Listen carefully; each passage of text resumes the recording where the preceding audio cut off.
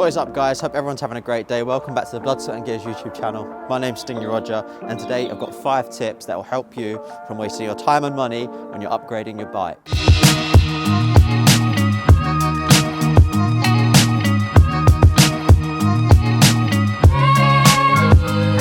So the bike's really muddy. I went out for a ride late last night. I haven't had time to clean it yet. I'm going to do that after I film the video. But I do thousands of miles every year, and I treat this bike really hard, so it's not really a pavement princess, and I've learnt the hard way through what mods work, what mods last, and what mods really don't. So first off, I'm going to be talking about wheels. Now, if you're going to upgrade your wheels on the bike, I would recommend going for a 16 and 19 inch setup. Everyone thinks that it's going to affect the geometry of the bike, but once you factor in the taller sidewall and knobs on the 16 inch tyres that are available, the actual overall height difference is only about 10 millimeters in seat height. Now, what tyre you pick depends on how much power you've got, and that is also the same thing for the rear. Now, if you're on a standard power bike, I would not go for something like a Warp 9 or SM Pro wheel, as they are very heavy. Don't get me wrong, they are really strong, but the Milk Racing or WGT wheels are the way to go. Now, if you're from Europe, somewhere like Germany, go for Milk Racing, as they will ship to you quickly and you won't have to pay VAT. If you're in the UK, WGT wheels are the way to go. They look great, they're in stock, and here's my discount code here. So when you contact WGT, just quote this code and yeah, it should be good to go. Now, when it comes to tyres, I would say if you're on a 72 volt, pick whatever tyre you like best, but bear in mind that the MX-33 comes up really wide, so you will need to dish the wheel over and potentially trim the side knobbles. If you're on a stock powered bike, the best 2 tyres I would recommend are this one on the screen now, if you can find this online, as it's super light, or the Mitas TerraForce. Now, if you've been watching the channel for a while, you'll know that my brother and I, we used to run the Mitas TerraForce tyres. They're a great tyre. I only swapped to this because it was on sale, but we will be going back to Mitas TerraForce tyres maybe in the summer. Now, they are really, really light. They're wide, but not so wide that you have to cut too much off the knobbles. And they're also super, super durable if you get a medium compound. So yeah, thoroughly recommend those tyres, and bear that in mind so you don't waste your money. Lots of people have a stock bike, they'll go and buy something like an MX-33 and their bike will be super slow and it will rub on the chain. Yeah. So next thing I want to talk about is the battery. So whether you've got a Surron or Talaria, what battery I recommend greatly varies. I would always go for the highest amp hour battery you can afford. So on the 60 volt, the biggest one you can get is a 63 amp hour. On the Talaria, it fits in the stock battery lid. On the Surron, like my brother's, I'd recommend you get a 53 amp hour battery, as that just keeps you running all day long. Both of these batteries will do 50 miles. Now, there's a big difference between those 2 bikes, and those differences are the gearbox. Now, the Talaria has a gearbox and the Surron is belt driven or chain driven if you upgrade it. Due to this reason, I think the 60 volt actually suits the Talaria better. Because of this gearbox, it always has torque. It feels more linear, natural, and it feels like a standard bike just with triple the power. But for the Surron, I would recommend 72 volt if you can. You just got to make sure you gear it correctly so it doesn't turn into an on-off switch wheelie monster.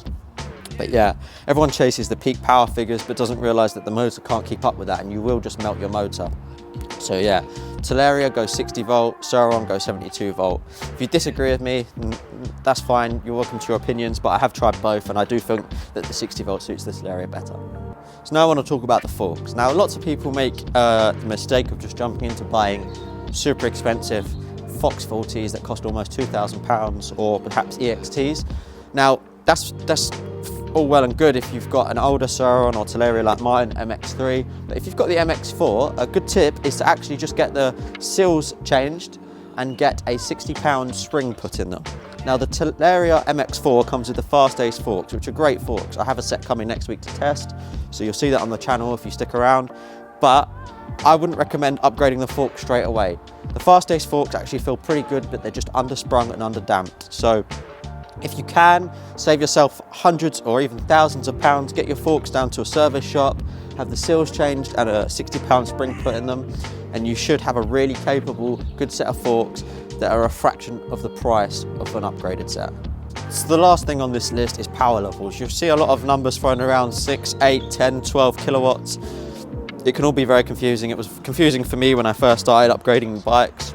So I just want to quickly go through what power levels equate to what sort of speed and what power level is the sweet spot. So the standard Surron is around 6 kilowatts. Now this will do about 50 miles per hour and lift the front wheel at about 20 mile an hour. So once you bump up the power, maybe you've bypassed your battery or you've got a torp, you're going to have around 8.5 to 9 kilowatts of power.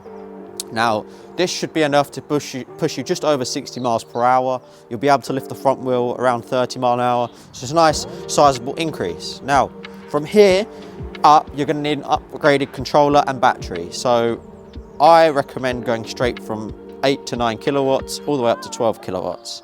Now at 12 kilowatts, you're going to be touching 70 miles per hour and you can lift the front wheel around 35 to 40 miles per hour. Now, whether you've got the EBMX, the BAC, the torp, they all measure the power differently. So I personally found that the EBMX will tell you it's doing 15 kilowatts, but the actual performance of it is more like the BAC set to 12 kilowatts. So just bear this in mind if you're underwhelmed by the power of your controller based on these figures.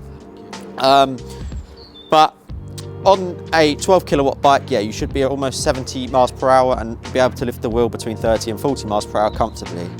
The sweet spot for me personally is around 13 kilowatts. This is set to 13.5. Your tune does massively affect it. If you've got a KO Nano controller, you can reach out to me, I'll share my tune with you. It's almost like having traction control. It won't spin the wheel. But yeah, 13.5 kilowatts, 13 kilowatts is a sweet spot. This you can do 70 pretty easily, pretty quickly. I can wheelie this at 40 plus miles per hour and it's nice and linear. Now, once you go over this figure, you're approaching the limits of your standard motors if you've got an MX-33 or a Surron Light B. So your motor is going to experience a lot more heat than normal. You might have power cut, sort of power cutouts because it has a thermal threshold. So once you reach that threshold, it will hold back on your power or even cut the power completely. I've had this happen at 14 kilowatts on a friend's Surron. So once you breach this figure, you will need to upgrade your motor. Now, a lot of manufacturers claim to have figures like 20 kilowatts, 25 kilowatts, but your bike will never actually pull this power from the battery. Your controller display might say it is, but it won't. Now, Francis over at Electron Cycles, he sells probably the best batteries for the UK. I'll leave his link in the description. I had a conversation with him recently. He said he is approximately 250 pounds rider, and even in something like sand with his most powerful battery, 20 kilowatts is sort of the upper threshold of what it's pulling. And that's down to the weight and the load on the tyre trying to pull it through the sand. Like I said, the EBMX battery and controller combo, they say it's good for 17 kilowatts, but it's just not going to reach it. It won't pull that power. So if you're riding off-road, I'd say stick to 13 kilowatts. Don't worry about the numbers. As long as it's capable of 13 kilowatts, you should be good to go. So please bear that in mind when you consider upgrading your battery. This is actually the Electron Cycles 60 volt, 63 amp hour battery. I'm over the moon with it. And Francis says, because I'm light, I'm not actually maxing out the BMS on this. I'm a lightweight rider, and that's why I can keep up with all the other 72 volt bikes before it starts to cut power from the BMS. But yeah, if you're looking for a battery, head over to Electron Cycles. I think they're absolutely fantastic. But yeah, that pretty much summarizes today's video. As always, if you enjoyed today's video, please leave me a like, drop me a comment, tell me what you want to see next. I have got a fork review to do next week.